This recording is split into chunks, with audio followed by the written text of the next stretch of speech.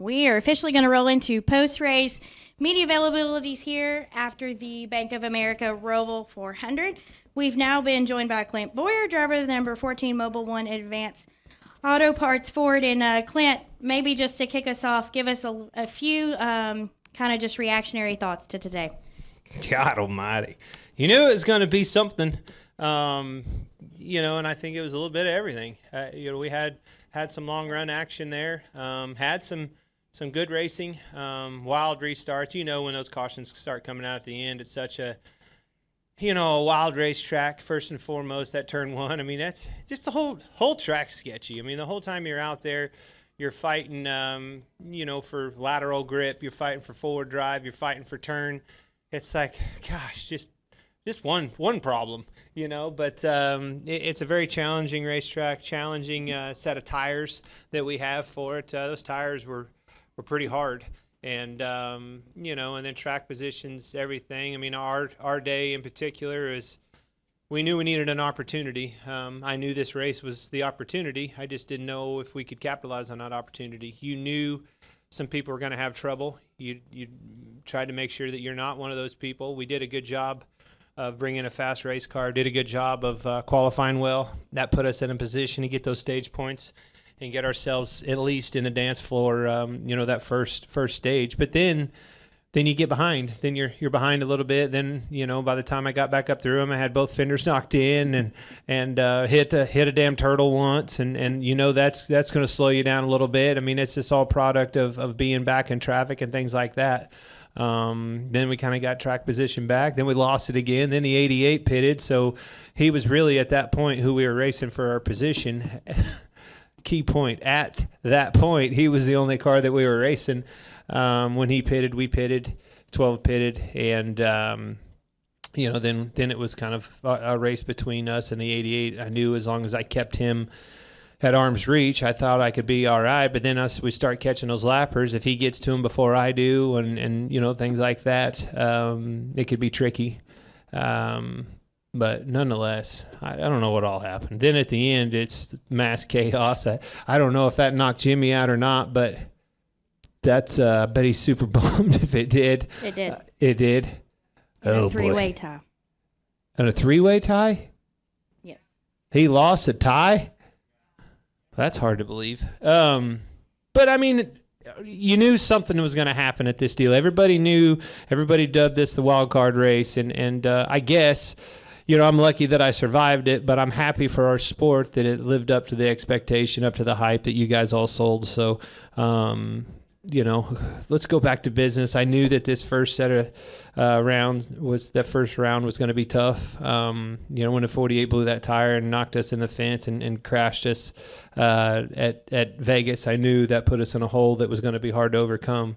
Didn't have the Richmond that I thought we would, and then came here and going for it. There wasn't much sleep last couple of nights. The little one woke up at 5 a.m. and once you're up, you start thinking about this gremlin that's ahead of you today. There wasn't any more sleeping. I stood there and watched the sun come up, thinking about the chicane on the back straightaway. Thought about the chicane on the front straightaway. Thought about turn 8, how I was going to get off that. I hit the wall in turn 8. Just thought about restarts and things like that. So. Now it's time to think about a cold beer because, my God, I want one. All right. We're going to take questions for Clint. If you have one, please state your name and affiliation. All right, let's see. Let's start at front here. Jeremy Pike, Independent Tribune here in Concord. You mentioned the backstretch chicane. That was on a lot of people's minds. But that modification with the tire barrier, how did that clean that up and make Heartburn turn kind of the focal point? Well, it definitely took the catastrophic wreck out of there and at least one or two cautions. I mean, you saw that those, I don't know why we're calling them turtles, but they were damn speed bumps. The blue curbs had a lot of tires, black marks on them and things like that halfway through the race, that if those tires would have still been there, would have been some massive carnage back there.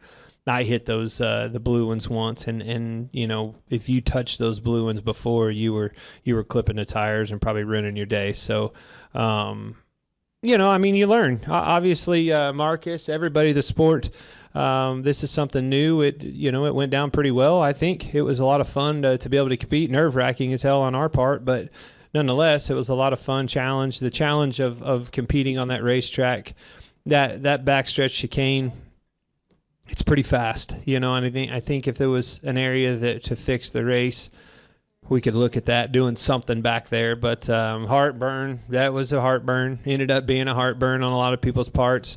I don't know about the 12, though. I'm going to speak my mind on that. I guess they just couldn't come up with where everybody was at when the caution come out, because I'm pretty positive he was over in a pile up when I went by him and look up and finally the caution come out, and then all of a sudden they put him in front of me. Then he won the race, lucky little turd. So that could have been me. So, can you protest? No, it was. Hey, he come a long ways. You know, he and I were racing for a position for most of the race. Alex Bowman did a good job. You know, those kids. Alex tore one up in the test. You know, he was a kid that I thought that I could beat for this thing, beat out of it. And then Blaney, you know, he tore a lot of stuff up here in practice and things like that, got those problems behind him and ended up winning. So, you know, it's neat to see those kids be able to rise to the occasion and did a damn good job, won the race. All right, I believe we had another question. Peter?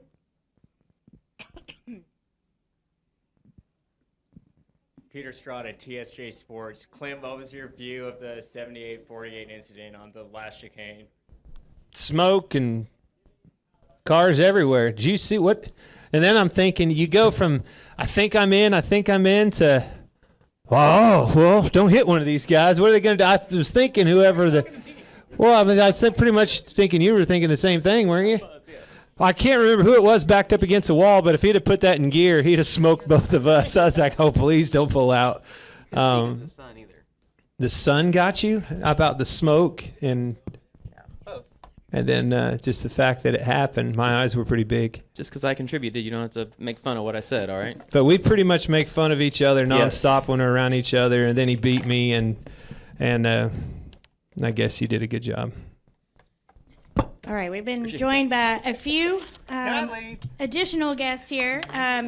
Driver of the number 1 DC Solar Chevrolet, Jamie McMurray, who finished second today, and then also Aric Almirola, driver of the number 10 Smithfield Ford, who was the final driver to advance into the round of 12 for playoffs. So we'll continue with questions with Clint, Jamie, and or Aric. So if you have one, please raise your hand, state your name and affiliation, and we'll get a mic to Bob.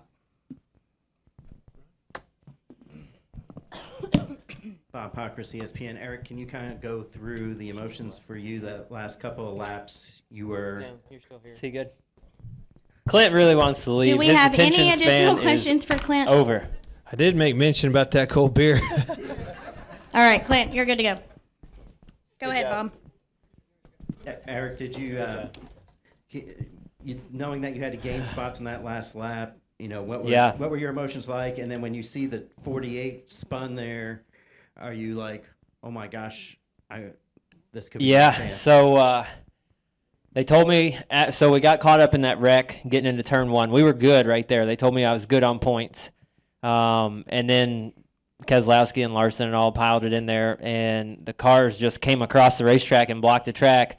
I got stopped to keep from running into them, and the 43 car plowed into the back of me and drove me straight into the wreck.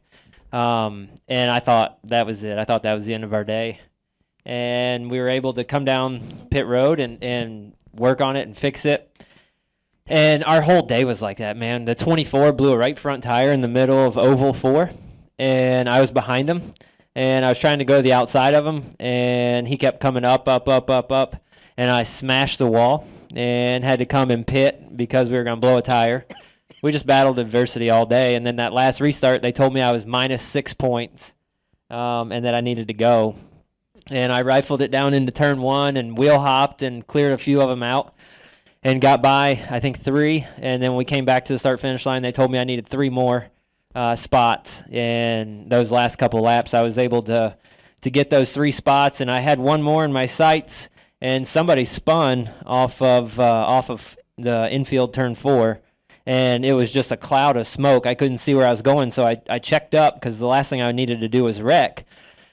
And almost got passed by the 19, and there was the car that I was getting ready to pass went through there wide open. I guess didn't have anything to lose, and I couldn't make up that ground. I couldn't get back to them, and so when we come back around, they told me I was tied, and it happened to be just good enough because of our finishes the last couple weeks at Vegas and Richmond. That was the tie break.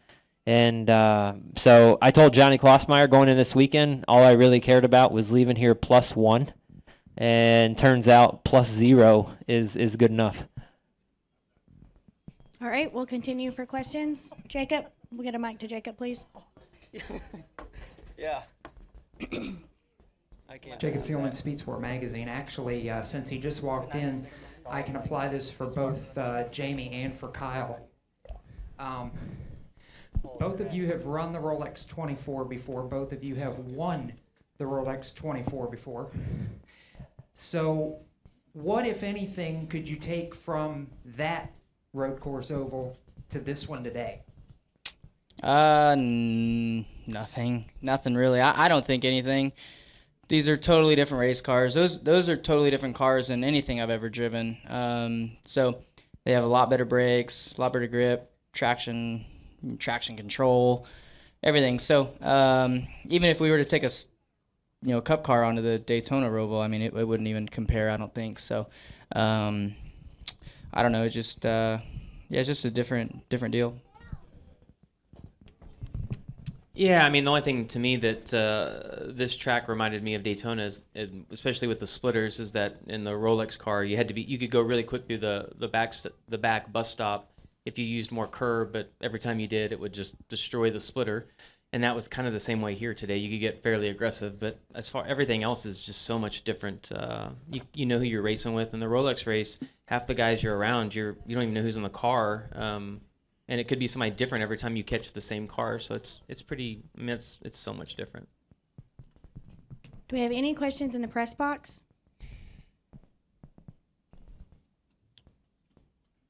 All right, we'll come back down. Jeff, I believe you have a question.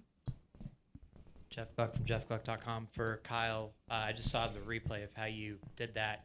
How close did you come to not being able to finish that race the way your car was driving? So yeah, I knew I needed the 88 to not pass people, and it looked like he was creeping his way up the pylon there the last couple laps. So I knew I was in bad shape. So I guess you can say giving up, but I couldn't even drive my car. It was so bad, destroyed. But then they said they're all crashing. They're coming to the checkered, and I was over here getting on the oval, and they said they were starting to crash. So I ran hard. We had, I guess, so much camber and tow in our car that they said if I ran fast, I'd blow right front. So, but I was like, you gotta go. So I ran hard through 1 and 2 over there and through the bus stop, and then blew right front, center 3 and 4, and plowed the wall. So like, crap, I don't know if I'm gonna be able to get down to make the chicane, but luckily it came down off the banking and I could turn right. Okay. So I got through the 16th corner, and then 17 I hit the wall again on the front stretch, and the 96 was stalled the whole time. They kept I think they told me the 96 was stalled like when I was at the back stretch over there, and he wasn't able to get his car. So you passing the 96 was the one point. Yeah, and he was because at first they told me I was 1 to the good because you were last car on the lead lap, but wow. He was like 100 feet from the start finish line.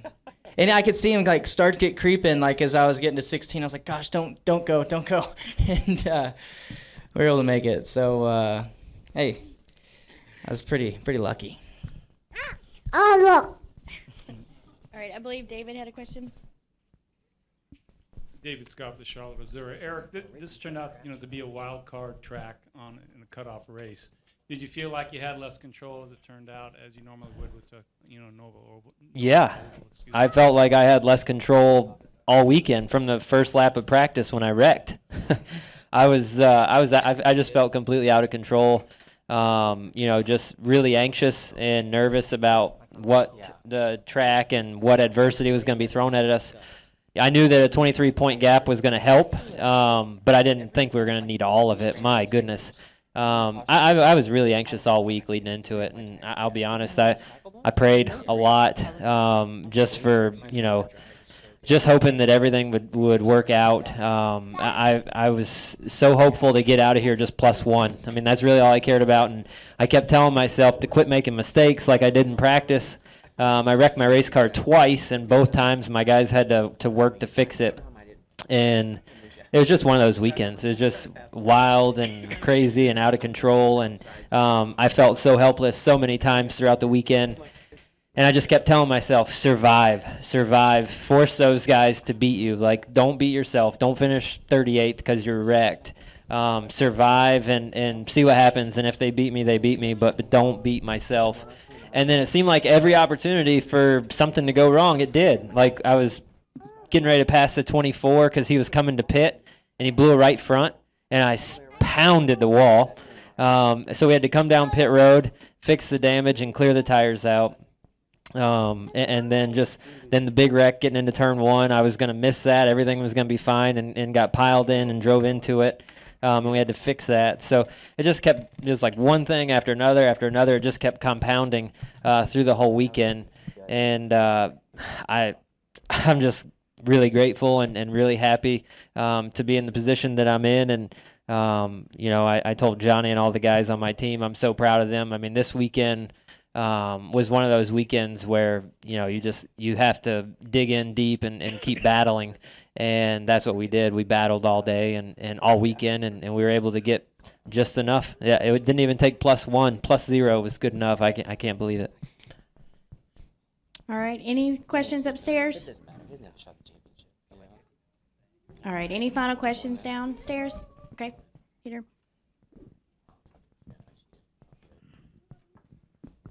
Peter Strada, TSJ Sports for Aric. What's it mean to have all of Stewart-Haas Racing advance on to the round of 12?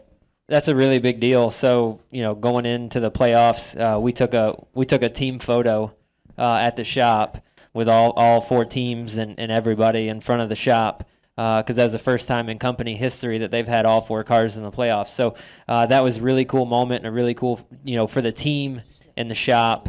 Something to be proud of for all those people back at the shop. There's close to 400 employees at Stewart-Haas Racing, and every single one of them plays an integral part to get all 4 of us to where we're at.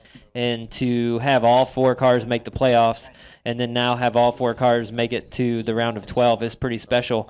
Obviously, the goal is to have all 4 cars go to Homestead and battle for a championship. Whether that happens or not, we'll see. It would take a lot of things to happen right. But, just really proud of everybody at the shop and everybody at Stewart-Haas Racing because that is a really big deal to have 4 out of the top 12 cars going to race for a championship.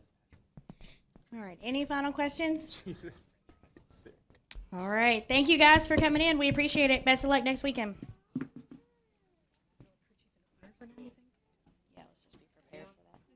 Go ahead. Diet or regular?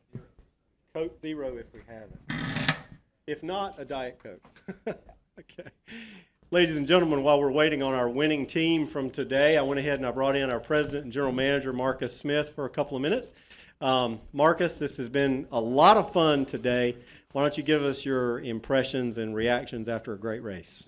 Wow. Well, sitting here makes me feel like I just won the race. And it was really an amazing day, a 3-year journey to get here, and everything just kind of culminated today and throughout this week. I think everything that we saw on track, the competition was really phenomenal. The track was very raceable, and we saw cars go 2 wide, 3 wide, and a couple of occasions where there's a lot of concern about the width of the track and being able to race without, a lot of red flags. So I think this was another one of those amazing, memorable moments for certainly for me, and I think for NASCAR. When you think about great moments, the first time we ever turned on lights here at Charlotte Motor Speedway, one hot night for the All-Star race, And then today, the inaugural Bank of America Roval 400, I think for me, it really lived up to the hype. Very good. Okay. We'll take a couple of questions for Marcus until our winning team comes in. Let's go ahead. We'll start with Jacob and then come to Brendan. Jacob Seelman, Speed Sport Magazine. Marcus, you said it lived up to the hype. Is this the kind of thing you pictured at the start of the day, or is this one of those finishes that you could have only dreamed to have happen?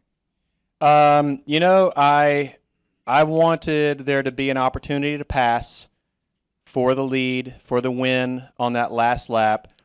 This, what happened is not what I had imagined or necessarily hoped for.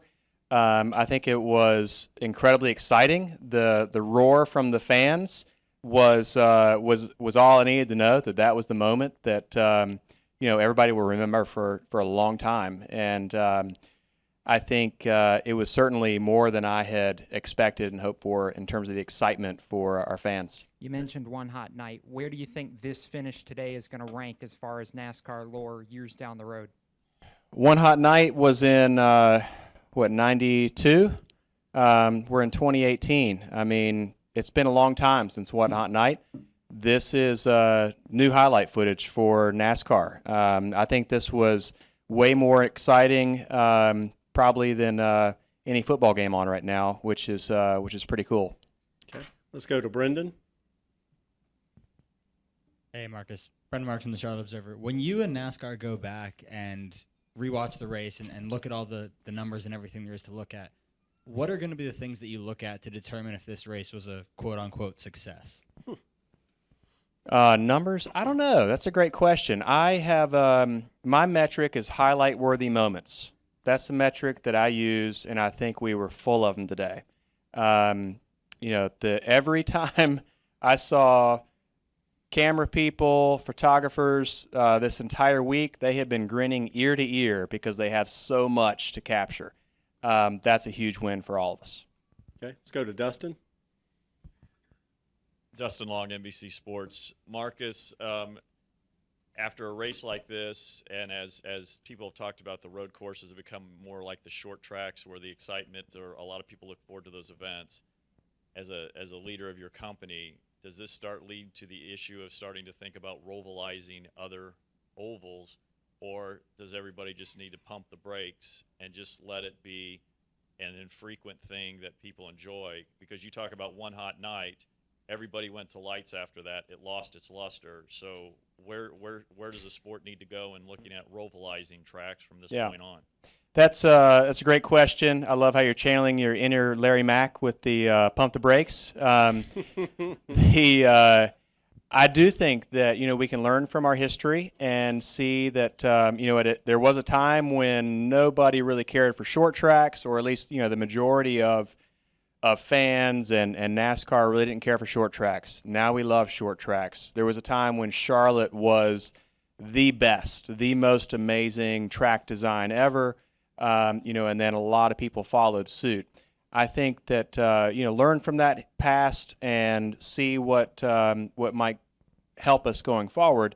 So certainly, I'm not looking at any of our properties to add a road course into rovalizing, as you said. I feel like this is unique to Charlotte, and we've got other speedways out there that produce their own unique action. Plus, on top of that, I'm really excited about all the things I'm hearing about next year's racing with the new aero and power package. I think it's going to be fantastic for the whole sport. Okay. Let's go upstairs to the press box for a question. Hey, Marcus, Craig Ingolato. Congratulations. It was a great race. But as you changed, you changed the back chicane and you moved the wall around, were there any changes, you think, moving forward, that you might want to consider to this for the next year? And the second part of that is, speaking of one hot night, if we light this thing up and run it. Good questions. I've had a few people talk about night racing on the Roval, and that. Who knows? There are. I know there's at least one night race. F1 has their night race. I think that that's a possibility right now. I think we're going to take some time to kind of bring all the ideas together. Everybody's got lots of ideas. We take notes. As a group, as a company, we have sort of this repository of ideas that we email to a particular email address on the in the team, and it's just chock full of ideas. And so we'll take all those things, pull them together, and think about what we can do to make things better. We're always sort of in a constant state of improvement and passion to make things fantastic and exceed expectations. So we'll look at those things and see what happens next. Matt, here. Matt Weaver, Auto Week. I had the night race question as well, but one more for you. Say you don't get the crazy moments there at the end, so it's a bit of a hypothetical, but do you still consider what you saw prior to that a good race? And if that's the norm going forward, that you don't always have that moment, that's still a good race? Yeah, you know, I never get to see our own races all that much, so I'm busy talking to people and walking around and checking on things, so I can't wait to watch this back on TV. But for all the time that I did get to see it, there was great competitive racing, and I think that's very unusual for a road course. You know, you don't have that kind of close, within a car length or two kind of action. So you could always see that there were opportunities and moments and strategies that were playing out, and I felt like you could feel that from lap one, and that I felt like was a good thing. I saw a lot of positive social media as I was walking from place to place. I had several text messages from people that were here or watching on TV that gave me some good feedback. So I think it's a good thing. Okay. Yeah. One last question here. Okay. Barry Richmond, Piedmont Broadcasting, WAKG. Marcus, I want to just expand beyond just the Roval, but this year for Charlotte Motor Speedway, the 600, restrictor plates with the All-Star, and then, of course, here, did that just culminate this year? I mean, from the standpoint of the planning that went to 2018 being such a mark year for Charlotte? You know, in hindsight, it's pretty fantastic, and I appreciate you asking the question. I'm really proud of our team here at Charlotte. I'm proud of the racing that we've had. I think that, it was these things all did come together this year, and but it wasn't necessarily planned to happen that way. But I think it's worked out really well. And, going forward, Charlotte Motor Speedway is a track where fans can see some of the most unique and special racing in the world with NASCAR's All-Star race, the 600, and now the Roval 400. And, I think that we are, doing some good things in the whole sport. And I'm really proud that Charlotte Motor Speedway can be a big part of that. All right. Thank you very much, Marcus. Everybody stay tuned. Our 60th Coca-Cola 600 is next year.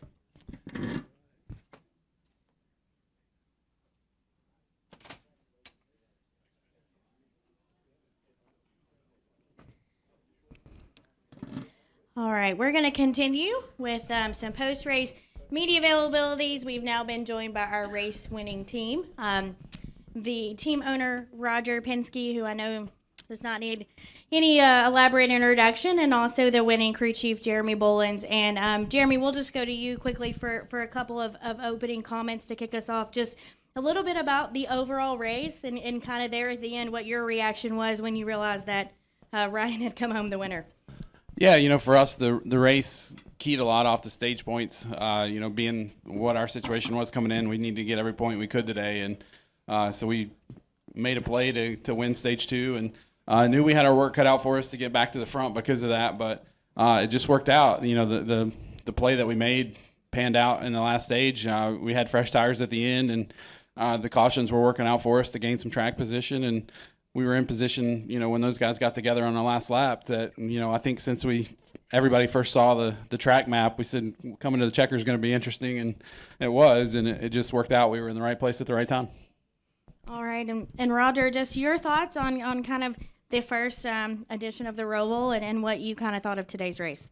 Well, I think everyone wondered what was really going to happen here with the Roval, and lots of the drivers, the teams were, it's going to be something. But I think the fact that it was the cutoff, for the next playoff made it more interesting. There was so much strategy going on, a lot of racing, and I think obviously the end and with Brad and certainly the 42 there at the end, it was a terrific show.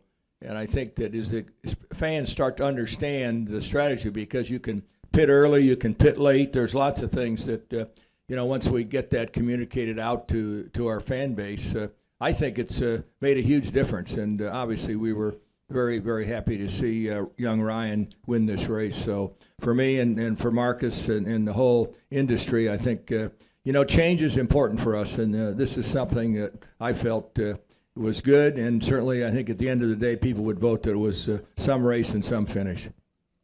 All right, we'll take questions. If you have one, please raise your hand, say your name and affiliation. We'll start with Jacob.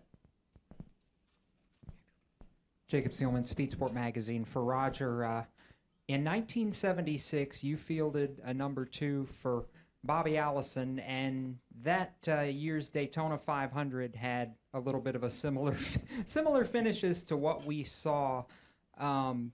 What were your thoughts there watching Ryan come through to take the checkered flag? And when that last lap started, did you believe there was a true hope it was going to happen like that?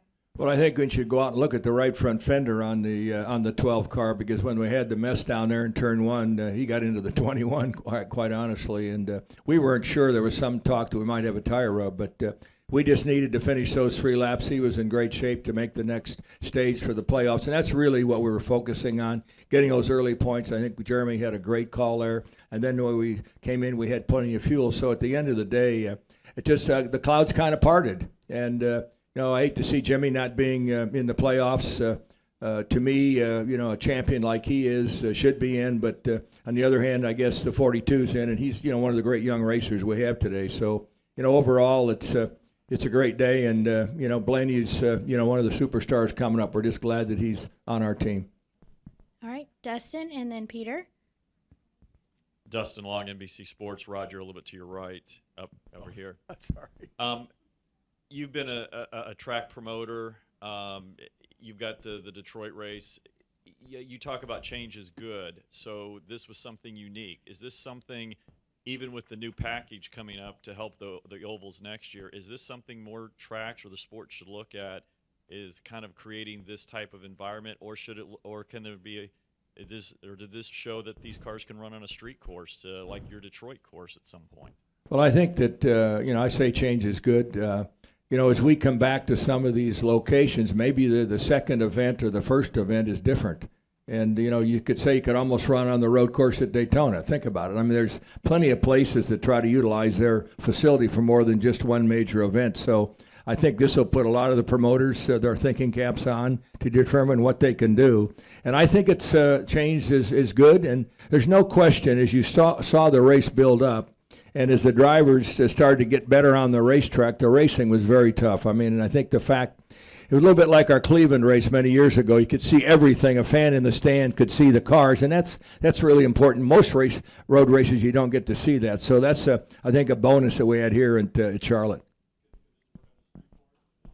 Well, I guess if we can get big enough barriers, because if we had a full street course, I think it might be interesting. But I think that we got to look at that. I think there's somebody want to do that and put that on. It would be very interesting. But the difficult thing on a tight street course is the size of the pit lane. Typically, we're running 22 or 23 cars. You start getting 40 out there, and the size of the pits and what we have to do might be a little bit of a problem. But look, I think we can try anything.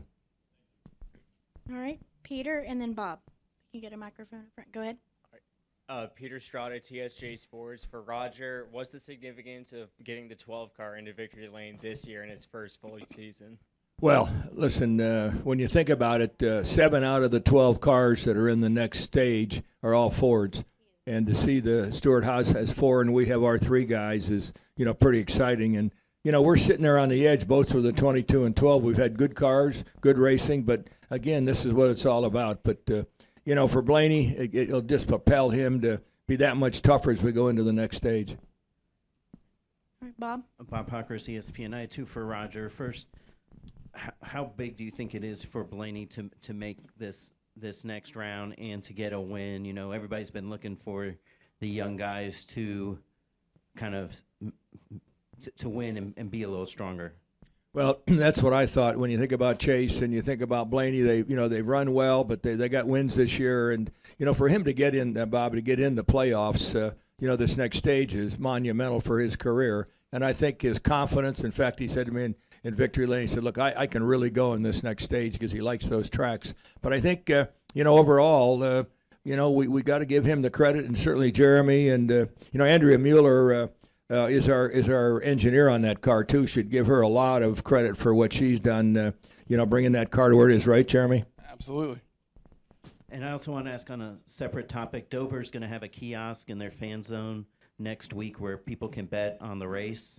They'll be able to bet on NFL games, anything you can bet on the casino inside. Are you in favor of that? Well, I might be in favor of going to Las Vegas and betting, but I'm not sure I'm ready to bet on a NASCAR race personally.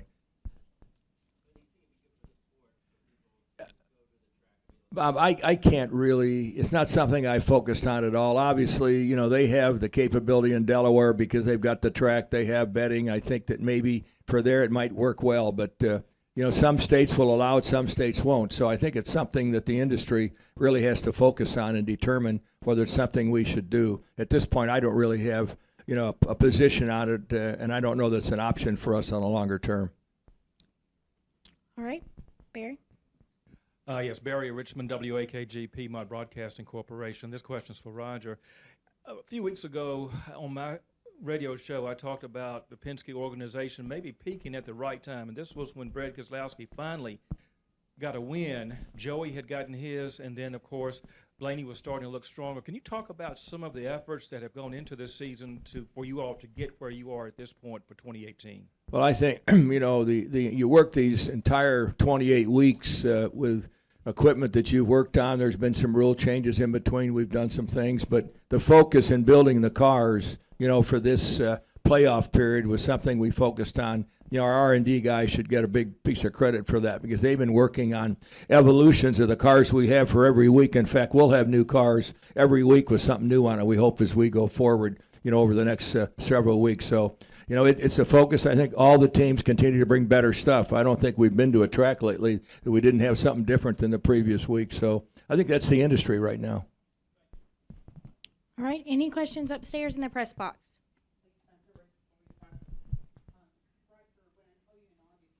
Guys were working on something. Were you referring to how much will your car crew start working with the 3 Cup cars to kind of push them through to the end of the playoffs? Lee, I couldn't quite understand it. Could you say it again, please? Sorry. Yes. When we the IndyCar Racing Gateway, you said you guys were working on something. Was it specifically just getting your cars better for the playoffs, and will your IndyCar group work the Cup guys to kind of help, propel them through the playoffs? Well, I think that, from the road racing perspective, we've got lots of information and things the way we set our cars up on Indy. Some of it doesn't transfer, but I think there's a cross-pollination that's really happened here over the last several months, and certainly as we focused, on these cars, a lot of that's certainly paying off. Don't you think, Jeremy? Yeah, absolutely. Everybody at the shop's worked really hard the last few weeks, and the cars, like to Roger's point, the cars that we had here, there was a lot of effort that went into making these the best road course cars we could have, being the playoffs, and everything we've got coming down the pipeline, Speedway cars, intermediate cars, short track cars. We're working really hard to make sure we're bringing the best stuff every week. And can you post the rest? Great, Brian. Thanks. All right, any additional questions upstairs? No additional questions. All right, we'll come back downstairs. Any final questions for Jeremy or Roger? All right, congratulations, guys. We appreciate you spending some time with us.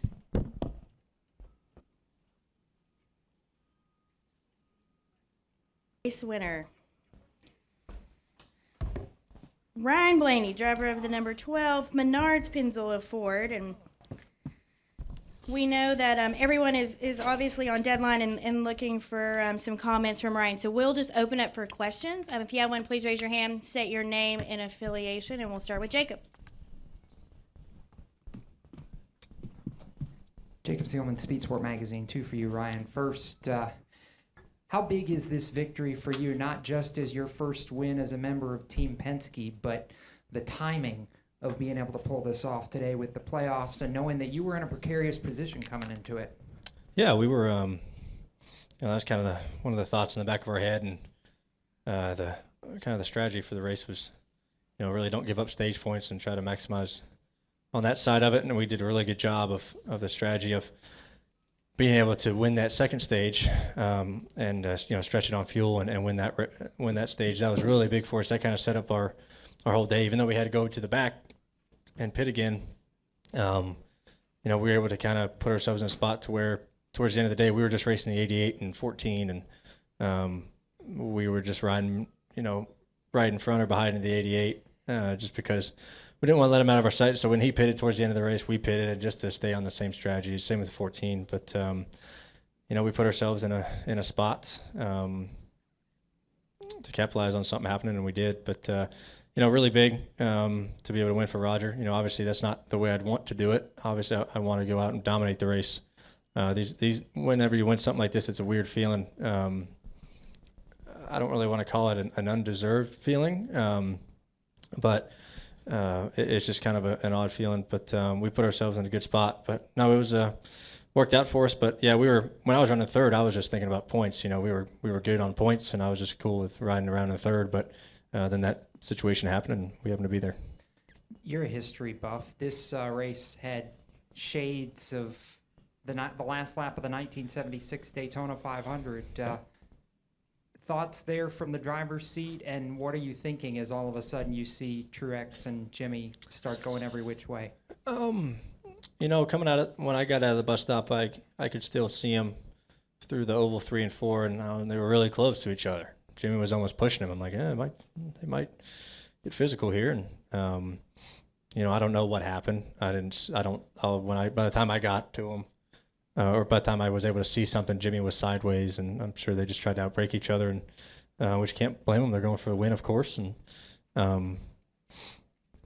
so when I was thinking they were kind of sitting there, I almost wrecked trying to get through the chicane as fast as I could, just because you're trying to make up time and try to seize the moment. But it was kind of just disbelief. I didn't really know what. You're just kind of shocked that something like that happens, and that you're lucky to be in that spot. Luck has not been on our side very often, and sometimes you find a nut. But it was good to have happened. It's just not good that happened. It just luckily it worked out for us. All right, Brendan. Hey, Ryan. Brendan Marks from the Charlotte Observer. First off, congratulations. Thanks. Second, we've heard a lot about this race the past few months, weeks leading up to it. Now that it's over, regardless of the finish, how would you describe it overall, and would you consider it a success? Yeah, it was a tough race. I'm pretty worn out. The racetrack is really, really difficult. A lot of hard racing. I think the only thing, there's a few things I'd like to see change as far as, the speed bumps and stuff and the curbs. I'd like to see that be a little bit different as far as the way they shape them and mount them. It was really hard to pass. I thought there was very few passing zones, so that was pretty difficult. But I think you can tweak on it. And, nothing's ever perfect, especially the first time you try something new. So I don't want to. I'm definitely not going to bash it, and that's not even me. If I wouldn't have won the race, I wouldn't bash it because I thought it had potential. And I know a lot of people bashed it leading up to it, but it was definitely hectic at times. But a really tough racetrack. But you can tweak on it, make some changes, and I think keep progressing it, and it could get better and better. All right, Bob, do you have a question?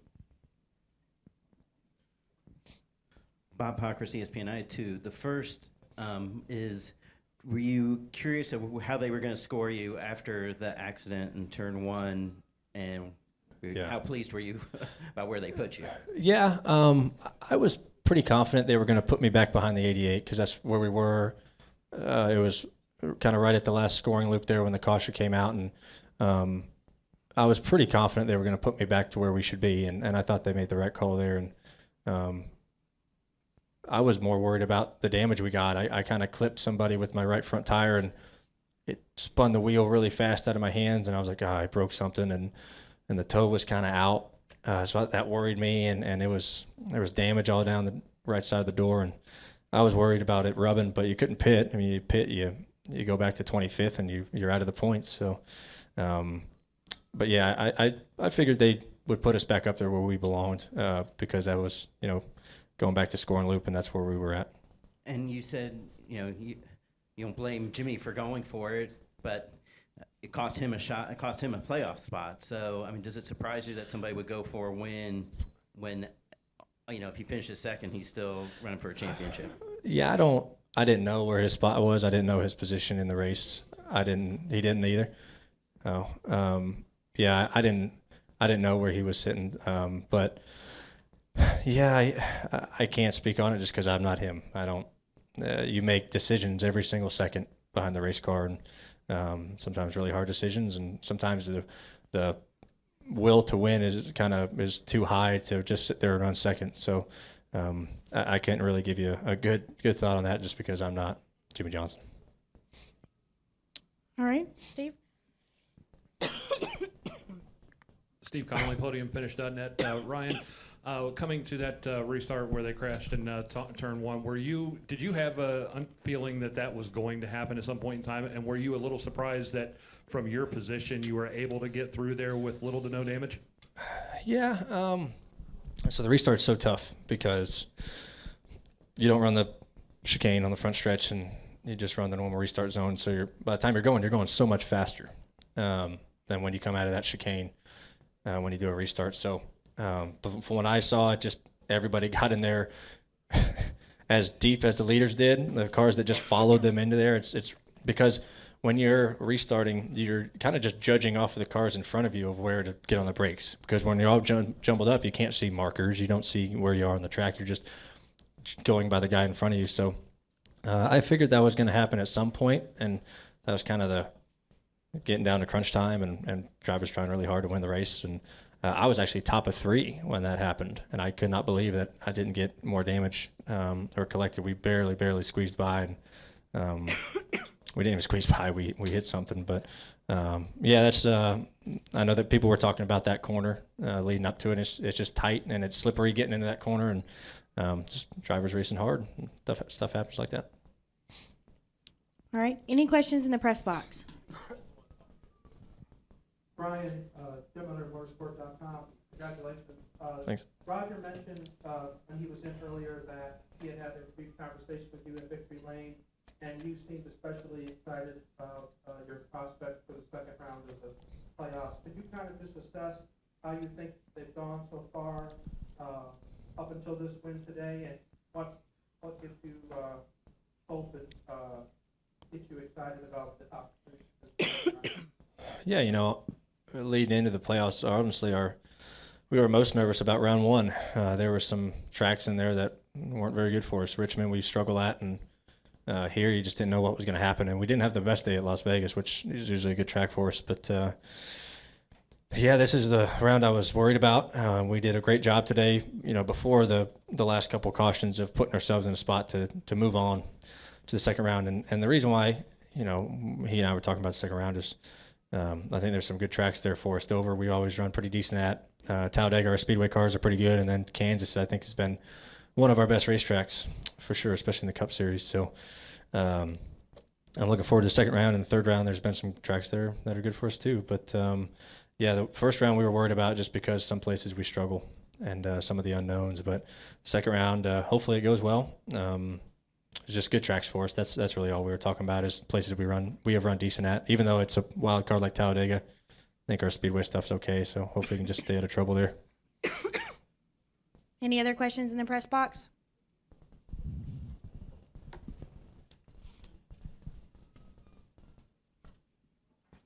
All right, we'll come back downstairs. Any final questions downstairs? Okay, we'll go Dustin, and then Peter will wrap up with you. Dustin Long, NBC Sports. A couple questions, Ryan. First off, although there were unknowns going into this race, did anything surprise you about how it went, or how the race went, or what you went through today? Surprised me. Really, the only thing that surprised me was the ending. I didn't expect that to happen. But as far as the racing today, or what the track kind of went to, not really. Nothing really shocked me as far as the racetrack went or how things raced. I thought it was pretty much of what we thought. I thought it was calmer than what it was going to be. I thought there was going to be, the first 3/4 of this race was pretty calm. There wasn't really any pileups or big wrecks or nothing like that. There was a couple cars going off here and there, but and even towards the end, there wasn't massive wrecks or nothing like that. So you really just had that one, and so I think maybe that was something different. And I kind of got that feeling yesterday in the Xfinity race. There wasn't really any of that. There wasn't any big pileups. So I think everybody respected each other out there for sure, but at the same time had really hard racing. But nothing really surprised me too much as far as the racing went. And can you further just kind of explain when you talk about you referenced the undeserved, I think the word you use, feeling. I mean, obviously I know every racer, like you said, wants to just just dominate the field, but I mean, I'm sure there's still a lot of joy, or is it tempered, or can you kind of give me a little better what you're feeling in that sense? Yeah, I'm actually happy you asked another question because I didn't think I described it very good the first time. You're happy that it's worked out for you. You're happy you won the race. You're happy for the team to do that. But me personally inside, there's some of me, I'm happy. I'm like, all right, this is great. We put ourselves in the spot to do this. But, you don't want people to look at it. And I don't want people to look at it and be like, oh, you just won because the two guys wrecked. And that's what it was. And you don't want to be kind of overjoyed about it, I guess, but you have to have some pride in it, I guess. It's a weird feeling. Like I said, I hate using that undeserved word because they deserved it because we put ourselves in that spot. I don't know I don't have the vocabulary to describe the feeling, but it's just I've never won a race like that before. I've never, in any race I've ever been in, quarter midgets, late models, legend cars, I've never been running third and the two guys wreck each other and I win the race. So that's kind of just a weird feeling, but you enjoy it. You try to be as humble as you can about it because you know that you weren't the best car today. So I think being humble is a very big part of it. But at the same time, celebrate because you got to take them how you can get them. And we did our job and the points to move on to the next round, even if we didn't win the race. So that's something you have to be very proud of. And I think just a bonus is winning the race and things work out for you that way. Hopefully I described it good. It's kind of hard to describe, but yeah. All right, and we'll take our final question from Peter up front. Peter Strada, TSJ Sports. Ryan, being from High Point, talk about the significance of you winning at Charlotte Motor Speedway. Yeah, High Point, about an hour up the road, and we did that. Me and Rutledge did the racing roots thing from High Point. That was half of it, so that was really cool to go back home, see some great friends and family, a family I had on the show that kind of was my second family. Their son, my best friend, was here today, so that was pretty cool to have him out. But yeah, it means a lot. I consider this a home racetrack for sure, like a lot of guys. But I came here all the time, watched my dad race, and this is the first race my dad's been to in about 6-7 weeks. He finally got a weekend off of racing the All-Stars, and you need to come more often. You might be a good luck charm. But it was cool to have the whole family here. My mother was here. My 6-month pregnant sister was here, so that was good. And we were just missing one of them. But it was cool to have the family here. And but yeah, High Point and being so close to this place, it brings back a lot of memories whenever I go back home. Well, Ryan, congratulations on moving on Thank you, guys. to the round of 12, and congratulations on the win today. We appreciate you spending some time with us.